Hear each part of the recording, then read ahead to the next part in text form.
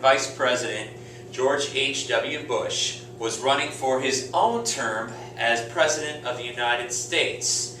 George H.W. Bush was running against Massachusetts Governor at the time, Michael Dukakis, in what was thought to be a very contested presidential race. It didn't end up that way when you look at the Electoral College from 1988, but you get the idea. Now, Bush, the first, we'll say, was often in the shadow of a very popular president at the time, Ronald Reagan. Now, although Reagan had his scandals and there was Iran-Contra and a few others, Reagan was still widely received by the American people.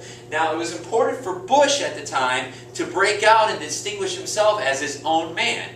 This way, he's incorporating children, in this case, unlike the Daisy ad, which had emotional attachments to fear and nuclear war and such. This is a very different ad that's going to show George H.W. Bush in a very different light. Let's see this and compare and contrast this to the Daisy ad.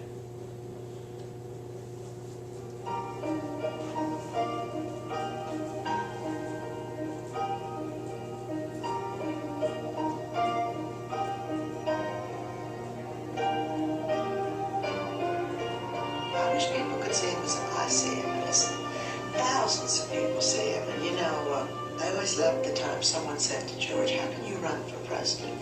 You don't have any constituency. And George said, you know, I've got a great big family and thousands of friends. And that's what he has. For more than 40 years, George Bush has met every challenge his country and the world have offered up to him.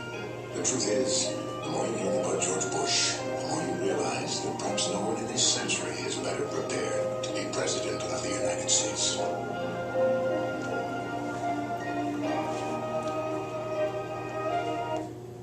Okay, well, stop it there. I think you get the idea with the images and the usage of his wife, who was very popular at the time, that was Barbara Bush.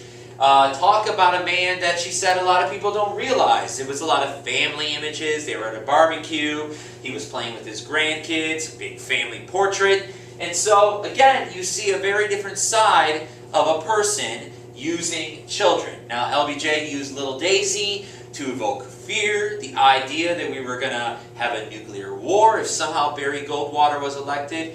But this video does a little bit of difference. It humanizes George H.W. Bush at a point, where a lot of people thought he was more stiff and more of a policy wonk guy. This, obviously, as you see, shows a very different side of him, and I would probably say it was a very effective ad. Bush went on to win the 1988 presidential election by pretty large numbers. So I hope you see, again, very different ads utilizing children. LBJ in 1964 with Daisy, and then George Bush the first using his granddaughter, especially here, in his ad, the Family Value ad in 1988.